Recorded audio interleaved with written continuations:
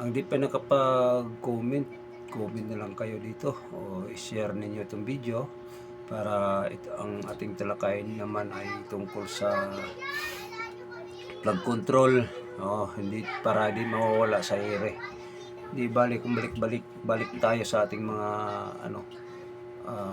sinasasabihin dahil tayo po ay isang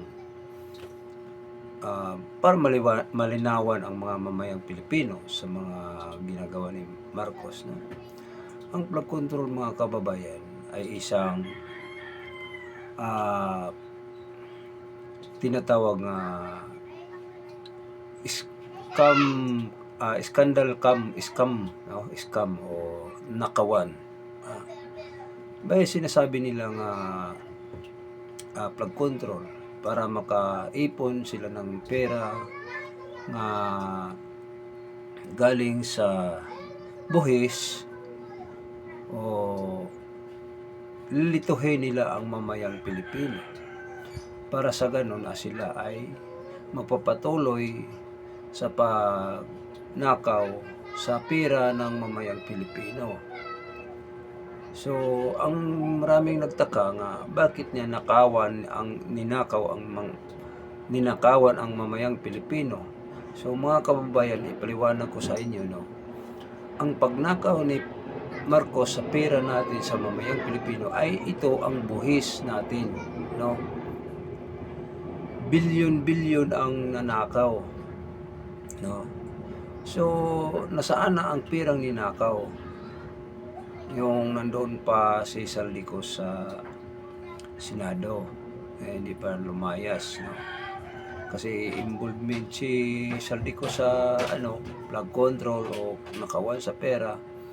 Pero kung tutusin, mga kababayan, ito si Saldico, hindi magawa niya kung hindi utos ni Marcos.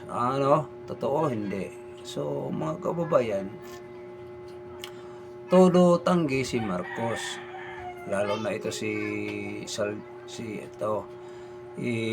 Martin Romualdez, todo tanggi, no?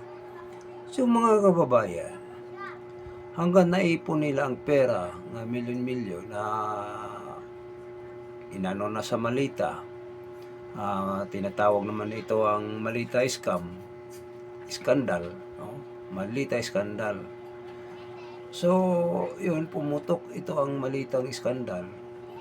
So, ang pinag-uutusan na itong pera, ang mga Philippine Navy natin, Marines. So, yun, doon na sila nabulaga ang mga administrasyon ni Marcos. So, sa kalaunan, nagkadahan-dahan na silang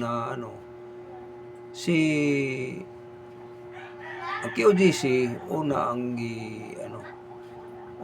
sinasabihan na kakampi ni ni Duterte, kakampi ni ganito, maraming mga dahilan. So si Tory may mga kaso sabi nila doon sa ibang bansa, pero hindi naman sa kalaunan hindi totoo.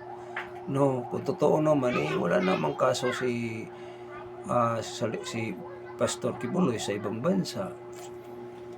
So, yun ang mga paratang nila. Kinasuhan nila, kinukulong, hanggang ngayon hindi pa nakalabas. So, mga kababayan, hanggang naglaho ng parang bula na nagpapatuloy pa rin ang mga Marcos sa konsabahan sa mga illegal nilang ginagawa na flood control hanggang dumating ang mga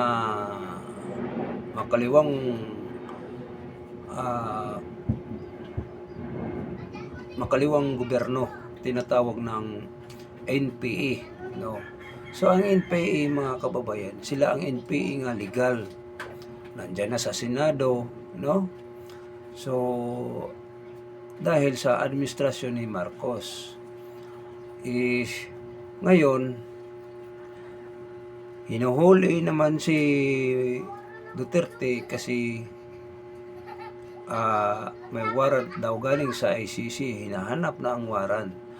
Ang pinapakita sa warrant ni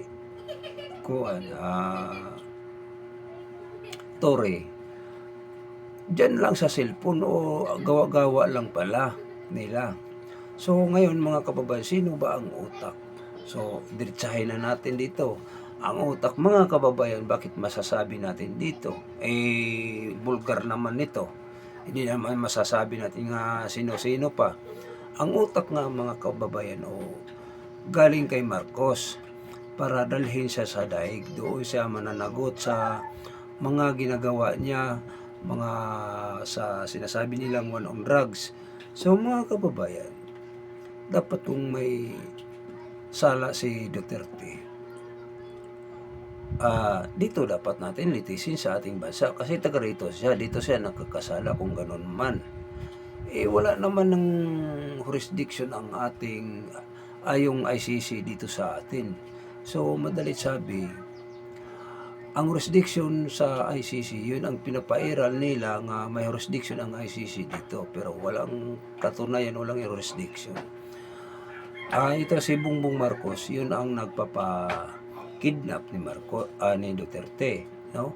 Sa kalaunan hanggang ngayon, wala pang matinong investigasyon. No, ngayon,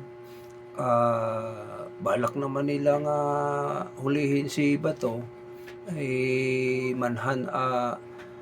manhan naman si Bato, no?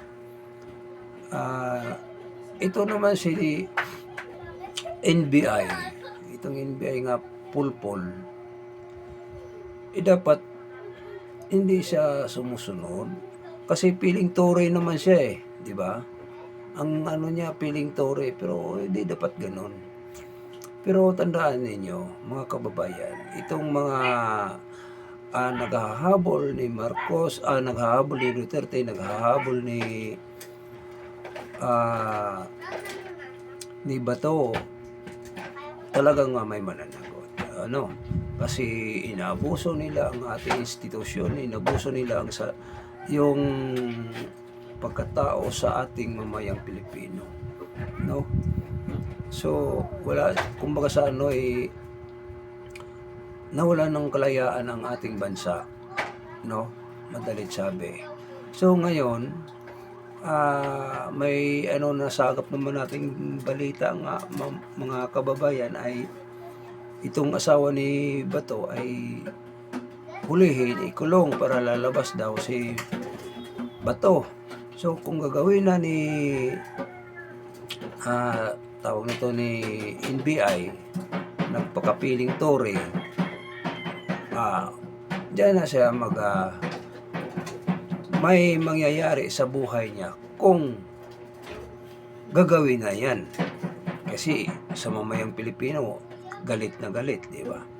So ngayon, dapat hindi niya gagawin yan. Sana lang na hindi gagawin niya, no?